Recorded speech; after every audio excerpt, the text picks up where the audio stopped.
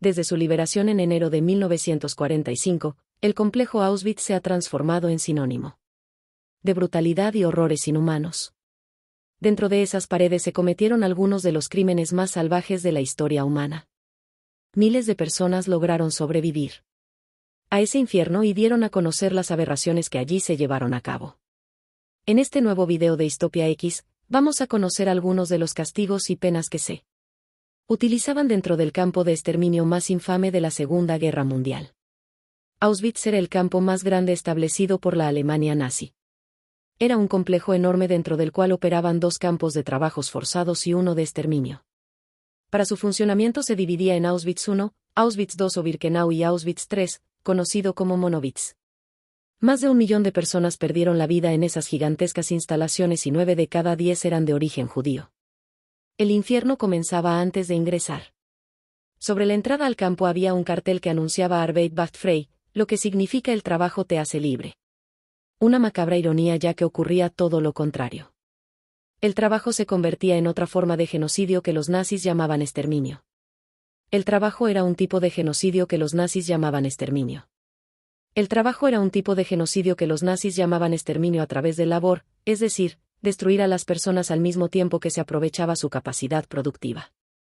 Aquellos que, gracias a su estado de salud, escapaban de la muerte inmediata en Birkenau, eran preparados para la tortuosa vida del trabajo. Les afeitaban la cabeza y les tatuaban un número de identificación en el antebrazo izquierdo. Despojarlos de identidad era la primera de muchas torturas que les deparaba Auschwitz. Los hombres eran obligados a vestir harapientos, pantalones y chaquetas de la guerra. Los hombres eran obligados a vestir a rayas. Las mujeres usaban vestidos de trabajo. A ambos géneros se les daban zapatos que no eran del tamaño apropiado, generando deformidades y laceraciones en los pies. Los prisioneros no tenían ninguna muda de ropa y dormían con los mismos harapos con los que trabajaban durante el día. Por esta razón proliferaban enfermedades e infecciones que terminaban cobrándose la vida de miles. En ese contexto era frecuente que los prisioneros cometieran errores o intentaran mejorar su nefasta calidad de vida.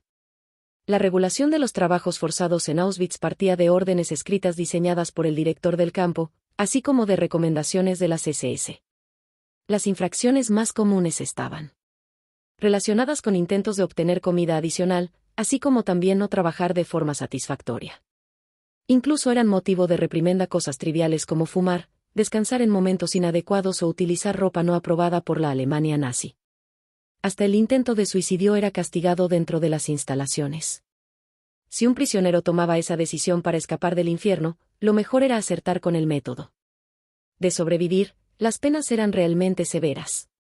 Si bien existía un reglamento conocido como Código Penal y Disciplinario, donde se especificaba el castigo que correspondía a cada falta, las penas solían ser arbitrarias y dependían de la morbosa imaginación de los directivos y carceleros. Usualmente los prisioneros recibían castigos diferentes para ofensas idénticas. El más frecuente de los flagelos era el confinamiento en el bloque 11, una instalación dentro del campo principal que se volvió infame por sus condiciones de vida. En Auschwitz, el bloque 11 era una suerte de prisión dentro de la prisión. Allí iban aquellos que cometían algún tipo de infracción, pero también las personas que aguardaban a ser eliminadas mediante los métodos más variados. De hecho, fue en esa porción de Auschwitz donde se realizaron las primeras instrucciones para la destrucción física, utilizando el gas Zyklon B. También había varias recámaras de tortura para las más variadas técnicas de destrucción física. Esto podía incluir la reclusión sin alimentos o permanecer en las celdas Stiesel, en las cuales los prisioneros solo entraban parados. Eran de tan solo 1 metro cuadrado y tenían un pequeño orificio para respirar. Los prisioneros podían pasar hasta 20 días en esas instalaciones, siendo obligados a trabajar durante el día aún sin haber podido conciliar un descanso apropiado. En este contexto, los guardias y oficiales de Auschwitz tenían piedra libre para implementar los métodos de tortura más infames. Wilhelm Volga, también conocido como el Tigre de Auschwitz, fue un oficial de la Gestapo responsable de la creación de la hamaca de Volga. Se trataba de una barra de hierro suspendida por cadenas. El prisionero, desnudo, era colocado encima, con las muñecas atadas en los tobillos. La hamaca se balanceaba y el prisionero era golpeado, mientras que Volga se levantaba, lo interrogaba. El mareo y los golpes terminaban en frecuentes desmayos y, después de un tiempo, en la muerte. Los pisos del bloque estaban repletos de dientes y piel de las víctimas de Volga. El olor a productos químicos de limpieza y sangre generaba una atmósfera insoportable. Otros nombres propios realmente infames son los de María Mandel y su aprendiz, Irma Grese. Ambas estaban encargadas de la población femenina de Auschwitz y gustaban de castigar sexualmente a las prisioneras. Abusos constantes, latigazos e incluso ataques con perros eran el precio a pagar ante la más mínima ofensa o error en las tareas diarias. Como te comentamos previamente, dentro de Auschwitz funcionaban 3 campos, siendo el número 2 el destinado al exterminio. Auschwitz-Birkenau fue establecido en 1941 a 3 kilómetros de la instalación principal, con el objetivo de acelerar el proceso de exterminio que realizaban los alemanes. A medida que la guerra avanzaba, la necesidad de la guerra se movía a la zona de la ciudad. La necesidad de purgar prisioneros se acrecentaba y no había suficiente trabajo para matar de cansancio a los reos. En Auschwitz-Birkenau operaban 4 crematorios con cámaras de gas. Cada una podía recibir hasta 2.500 prisioneros por turno. Luego de la ejecución, el castigo más duro que llevaban a cabo los nazis era obligar a otros prisioneros judíos a buscar dientes de oro y objetos de valor entre los restos de los recién fallecidos. Este grupo era conocido como Sonderkommandos y entre sus tareas se encontraba cortar y recoger el pelo de las mujeres asesinadas. También el de escoltar a las futuras víctimas hacia las cámaras de gaseamiento, personas con las que compartían origen étnico y hasta relaciones familiares. Los Sonderkommandos por muchos años fueron vistos como colaboradores, pero en realidad eran obligados a cumplir estas funciones.